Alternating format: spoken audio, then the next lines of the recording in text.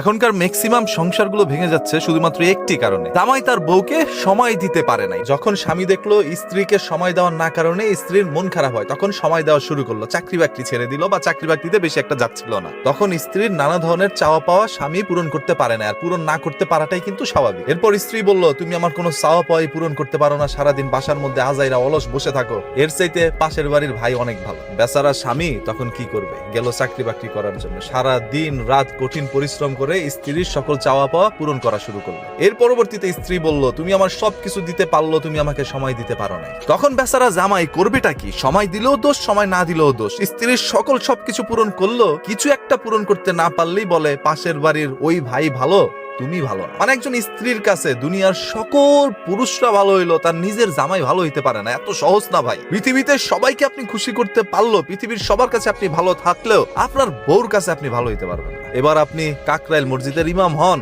আর হাজি camp থেকে হজ করা কোনো মুসল্লি হন, যাই হন না কেন, এই পৃথিবীতে সবার মন জয় করতে পারলো কোনো মেয়ে মানুষের মন জয় করতে পারবেন না। যেহেতু আমি নিউজ করি, সেহেতু অসংখ্য রিপোর্ট আমার কাছে আসে, ওইখানে মেয়েরা বলে, ভাই আমার সংসারের মধ্যে কোনো শান্তি নেই, আমার স্বামী ভালো না। এরপর তারা বলে সবকিছুই ঠিক আছে, আমার জামাই আমাকে সময় দেয় না। আপনার জামাই আপনাকে সময় দেয় না, এই জন্য আপনি সংসার ভেঙে দিবেন? মানে এইটা কি কোনো রিজন হইতে পারে সংসার ভাঙার জন্য? আরে আপনার নানি দাদির আমলে কি হয়েছে সেটা আপনি জানেন? কত ধরনের অত্যাচার সয়ে তারপরে তারা সংসার করে গেছে। তাদের একটাই থিওরি ছিল, এই বাসায় আসছি রঙিন কাপড় পরে, বেরোবো সাদা কাপড় পরে। এবার স্বামী তাকে 3 বেলার জায়গায় 1 বেলা খাবার দেখ, আদর যত্ন করুক না করুক, সময় দেখ না দেখ, ওই বাড়িতেই তার শেষ সম্ভব, এটাই তার নিজের বাড়ি। আর এখনকার মেয়েদের একটা থিওরি রে ভাই, পান থেকে চুন খসলে জামাইরে সহ্য করতে পারে না, জামাইয়ের বদনাম আরেকজনের কাছে গিয়ে বলা শুরু করে, জামাইয়ের হরেক রকমের ঝামেলা তাদের চোখে পড়ে, যেন মনে হচ্ছে তারা বিয়ে বসে নাই, তারা বিয়ে করে আসছে। আর এখনকার ছেলেরা বিয়ে বসছে।